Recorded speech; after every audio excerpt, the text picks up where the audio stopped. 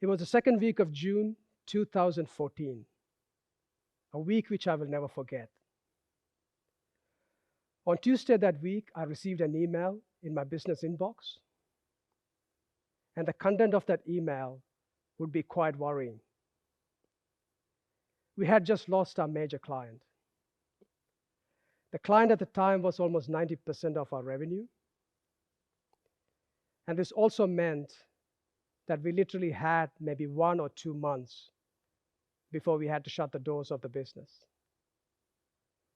And the worst part was we had to potentially fire all our staff at the time. The more I started thinking about that email, the more anxious I started feeling. And more I thought about the unpredictable future ahead of us, that anxious feeling started manifesting into deep fear. But that was not the end of it. On Thursday that week, we received another email, and the content of that email would be even more worrying. This time, we had a serious financial consequence. And in the span of 2 to 3 days, we're not just going to shut the doors of the business, but also potentially we had to pay a large amount of money back to somebody. I read the second email in complete disbelief. I shut the computer down. I went up to my bedroom and I went to sleep. Now, some of you must be wondering how in the world I can go to sleep after reading a couple of emails like that. But all I could think of at the time was just to run away from everything. And the only thing I could do that time was just go to bed and go to sleep. And that's what I did. It was 10 a.m. in the morning on a weekday, and I just could not wake up till almost midday the next day. Paralyzed by fear, worry, and anxiety. I felt like there was this big black rock on top of a hill. It was rolling straight at me, and there I was with my arms wide open, ready to be crushed by this rock. Now I can only imagine how many millions of business owners around the world and how many more millions of people who work for them had to go through similar kind of situation in the last two years since the start of the pandemic. Hospitality industry is one of the largest industries in the world, and Yelp studies in America show that more than 60% of all hospitality businesses are permanently shut since the start of the pandemic. Now, my story was now 7 to 8 years ago now, and since then I've been blessed to have 2 successful businesses, and life couldn't be better. But that 2 to 3 months of intense pressure which I had to go through led me down the path of discovering what exactly is fear, and how fear and worry can be some of the most destructive human emotions we can feel. And this is what I found. Fear has been part of human evolution for millions of years. Fear prepares us for danger. So the challenge is that we cannot completely get rid of fear. It's part of who we are. Deep-rooted fear can also stem from maybe a major incident from the past, or a tragedy from the past, or even from your childhood.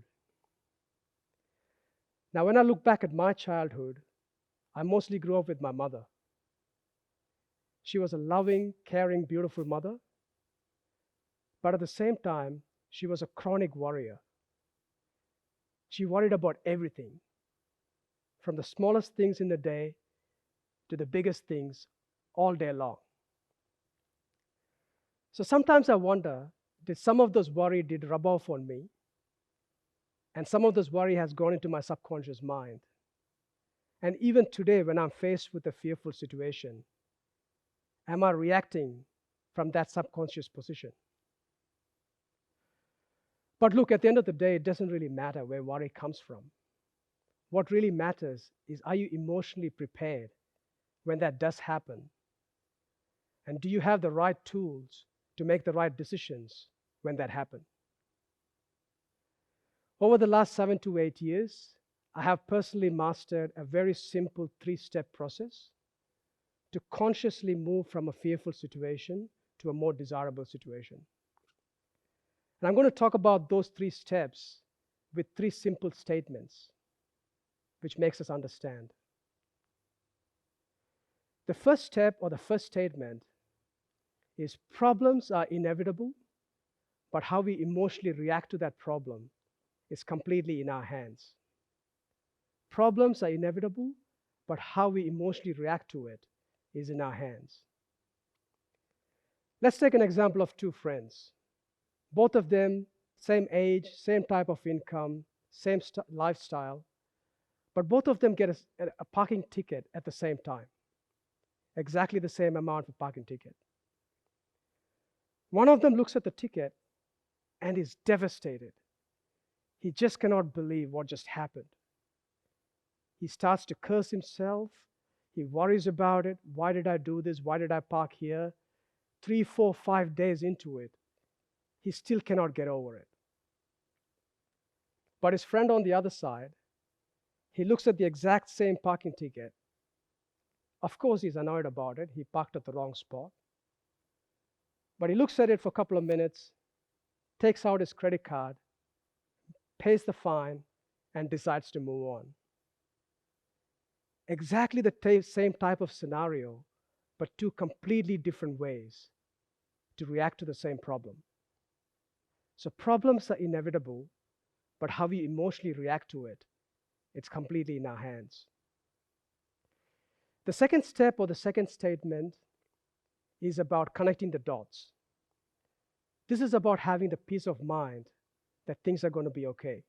Now, we've heard different versions of this, but I think Steve Jobs, in his Stanford commencement speech, mentioned this the best, when he said that we cannot connect the dots looking forward, we can only connect the dots looking backwards. So we have to trust or believe that the dots are eventually going to connect.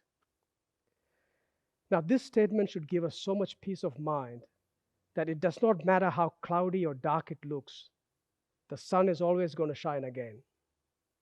So we have to believe in something, ourselves, our future, something, that the dots are eventually going to connect.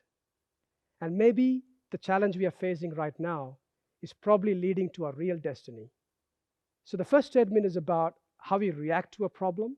The second statement is about having the peace of mind, which leads me to the third statement, which is action addresses fear. This can be a very simple statement, for me, one of the most powerful ones. The action can be something as simple as writing down the next steps, or making that simple phone call to a friend or someone who can help me towards solving the problem. In my case, it was the simple phone call I made to my legal advisor. But the challenge was, it took me almost 2 to 3 months to finally make that call. 2 to 3 months of pain and suffering before I finally did. But literally 20, 25 minutes into the call, we almost had 80% of the solution to the problem. So sometimes it's that simple step we take to talk about the next step. So there it is, my friends. 3 simple steps, 3 simple statements, which can help us consciously move from a fearful, undesirable situation to a more desirable situation. So in conclusion, we know that life is beautiful, and we should all be happy that we are in this beautiful path of life. But we should also know that problems are inevitable.